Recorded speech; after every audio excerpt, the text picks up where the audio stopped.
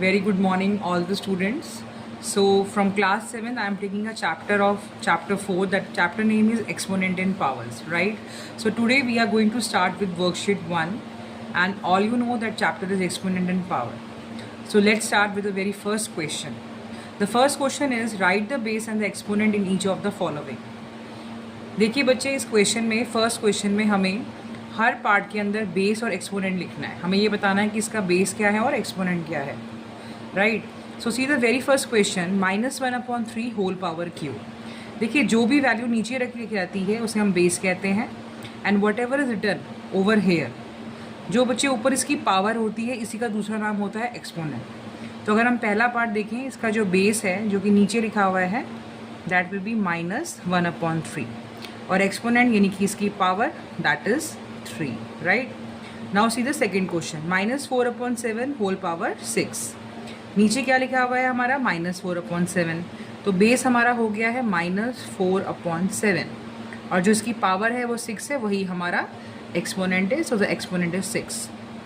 ऐसे ही third question देखिए, 2/9 whole power 5. यहाँ पे जो बेस है मेरा वो हो जाएगा 2/9, और जो मेरा एक्सपोनेंट है यानी जो मेरी पावर है वो है 5. सिमिलरली अगर आप फोर्थ पार्ट को देखते हैं, 15/19 का होल क्यूब.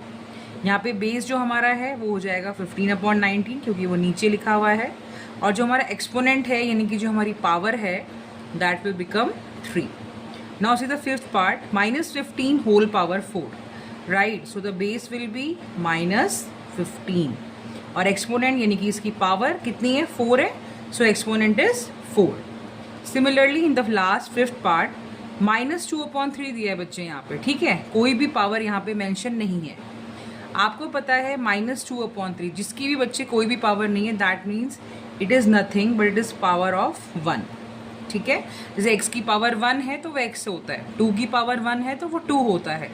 सिमिलरली अगर -2/3 की पावर कुछ भी नहीं दी दैट मीन्स उसकी पावर 1 है. तो यहाँ जो हमारा बेस है वो हो जाएगा -2/3, और जो हमारा एक्सपोनेंट यानी कि जो हमारी पावर है वो कितनी हो जाएगी, 1. So this completes our first question. We were supposed to write the base and exponent. पहला क्वेश्चन हमने कर लिया है जिसमें हमें सिर्फ बेस और एक्सपोनेंट बताना था, ठीक है. जो भी वैल्यू नीचे लिखी रहती है वो बेस कहलाता है, और जो भी बच्चे उनकी पावर होती है जो कि यहाँ जैसे कि ये सब लिखे हुए हैं ऊपर, वो सब उनका एक्सपोनेंट कहलाते हैं. So let's move to the next question, that is question number 2. आपका क्वेश्चन नंबर 2 है, express the following in exponential form.